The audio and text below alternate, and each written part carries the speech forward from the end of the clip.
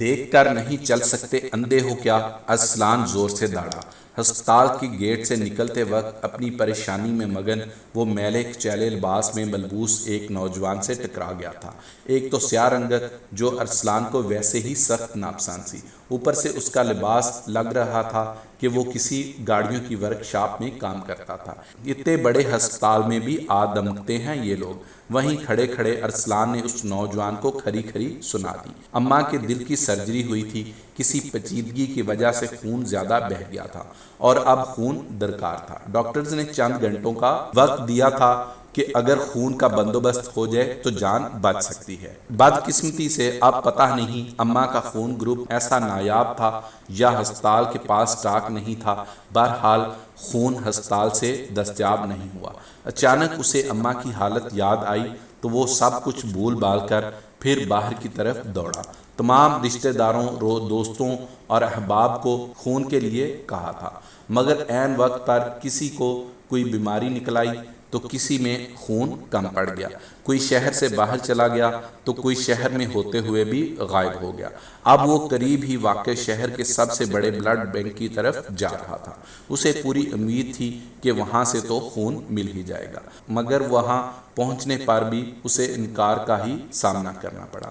اس کا دل ڈوب رہا تھا، اماں کا چہرہ اس کی آنکھوں کے سامنے گھوم رہا تھا۔ فون کی گھنٹی بجی، دوسری طرف اس کی بیوی تھی۔ ارسلان، اماں کی حالت بگڑ رہی ہے، تم کہاں ہو؟ کیا جواب دیتا وہ؟ اچانک اسے اپنے ماموں کا خیال آیا۔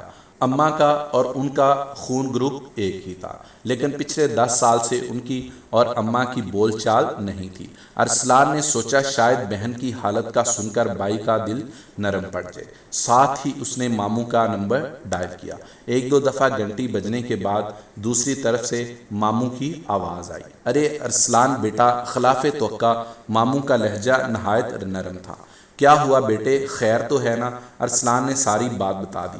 ماموں بولے، تم فکر نہ کرو بیٹے، میں اپنے بیٹے کو ابھی بھیجتا ہوں، اس کا بھی یہی خون گروپ ہے، اللہ نے چاہا تو سب ٹھیک ہوگا۔ اس نے فون بند کیا اور ہسپتال کی طرف واپس چل پڑا۔ ابھی آدھے راستے میں ہی تھا کہ اس کی بیوی کا فون پھر آ گیا۔ یا اللہ خیر، ارسلان کے دل سے دعا نکلی۔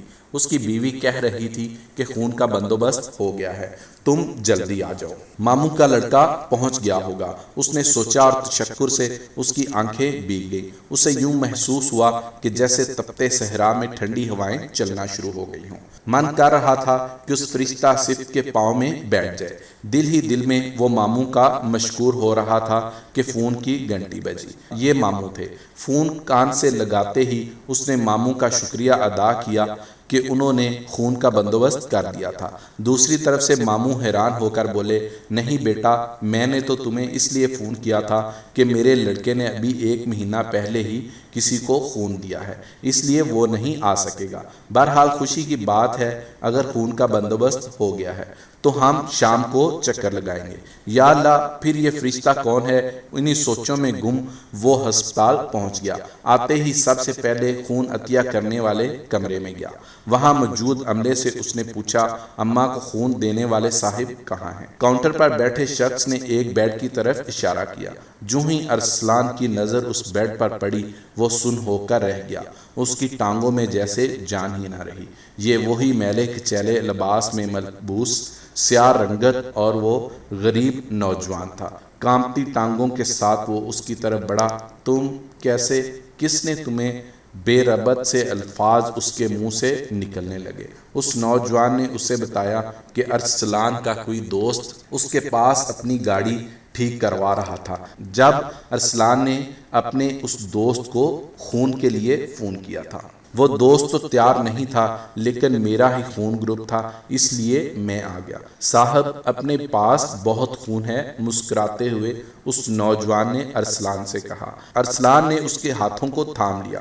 اس کے کپڑے میں سے آنے والی ڈیزل کی بو اسے ایسے لگ رہی تھی جیسے مشک اور کافور ہو۔ اس کی سیاہ رنگت پر ساری دنیا کی سفیدیاں قربان کرنے کا من کر رہا تھا۔ فرتے جذبات میں ارسلان اس سے بولا، جانتے ہو میری اماں کو خون دینے سے بڑا احسان کیا ہے تم نے مجھ پر۔